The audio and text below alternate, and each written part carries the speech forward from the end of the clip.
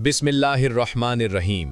दोस्तों, आज हम एक निहायत अहम और सबक आमोज मौजू पर बात करेंगे, सूर के गोश्त के बारे में, जिसे कुरान मजीद ने हराम करार दिया है। कुरान ने साफ अल्फाज में फरमाया, हुर्रिमा अलैकुमुल मैततु वद्दमु वलहमुल खिंजीर। लेकिन ये सिर्फ एक हुक्म नहीं, बल्कि हमारे लिए एक अजीम हिकमत भी है। साइंस ने भी साबित किया है कि सूर का गोश्त न सिर्फ ज़्यादा चकनाई और नुकसानदेह मादे रखता है, बल्कि बैक्टीरिया और जरासीम से भी आलूदा होता है, जो दिल की बीमारियों, ज़ियाबिटीज़ और मुख्तलिफ इन्फेक्शंस का सबब बन सकते हैं।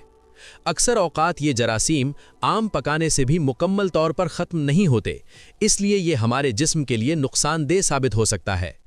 कुरान ने 1400 साल पहले हमें वही सबक दिया जो आज साइंस भी बता रही है। जो चीज़ हमारे जिस्म और रूह के लिए नुकसानदेह हो, उसे हराम करार दिया जाए। सूर का गोश्त इसी हिकमत की एक वाज़ेह मिसाल है।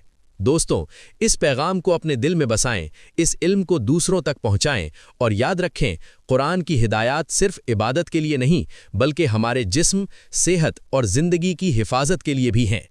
अगर आपको ये मालूमात मुफीद लगें तो लाइक करें, शेयर करें और सब्सक्राइब करना मत भूलें। अल्लाह हाफिज़, खुदा निगहबान।